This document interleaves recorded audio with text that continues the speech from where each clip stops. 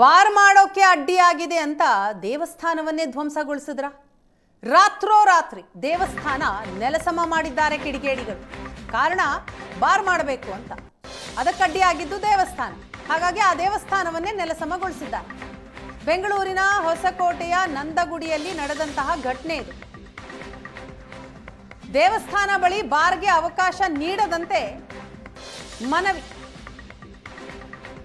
ಅಬಕಾರಿ ಇಲಾಖೆಗೆ ದೇವಸ್ಥಾನ ಸಮಿತಿಯವರು ಮನವಿ ಮಾಡಿಕೊಂಡಿದ್ರು.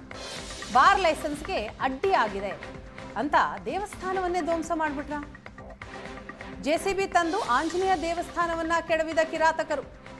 ಬೆಳಿಗ್ಗೆ ವಾಕಿಂಗ್ಗೆ ಬಂದವರಿಗೆ ನೋಡಿ ಶಾಕ್ ಆಗಿದೆ, ಏನಪ್ಪಾ ಇದು ಅಂತ. ದೇವಸ್ಥಾನ ಇದ್ದದೀಗಿಲ್ಲ, ನೆಲಸಮಗೊಂಡಿದೆ. ಕಾರಣ ಬಾರ್ ಮಾಡಬೇಕು ಅನ್ನೋದು.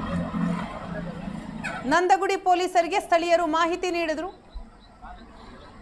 ಪೊಲೀಸರು ಮತ್ತು ದೇವಸ್ಥಾನದ ಭಕ್ತರು ಸ್ಥಳಕ್ಕೆ ದೌಡಾಯಿಸಿದ್ರು. ದೇಗುಲ ಕೆಡವಿದ ಕಿಡಿಗೇಡಿಗಳ ವಿರುದ್ಧ ಆಕ್ರೋಶ ವ್ಯಕ್ತಪಡಿಸಿದ್ರು.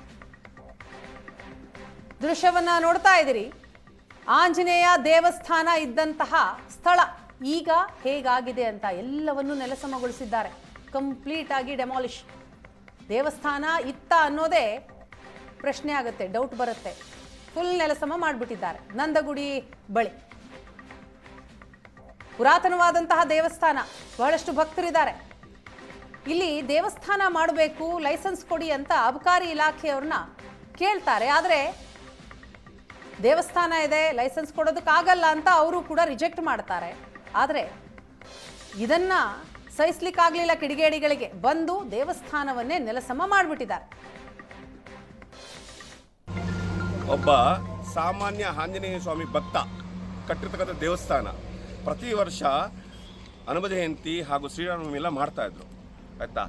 ಈಗ ಇದ್ದಕ್ಕಿದ್ದಾಗ ಈ ಥರ ಆಗಿದೆ ಅಂದರೆ ಎಲ್ರಿಗೂ ಶಾಕ್ ಆಗಿದೆ.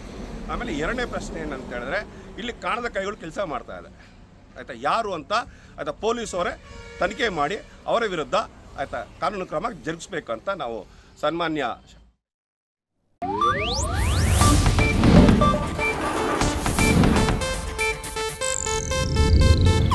ಇದು ಏಷ್ಯಾನೆಟ್ ನ್ಯೂಸ್ ನೆಟ್ವರ್ಕ್ ಪ್ರಸ್ತುತಿ.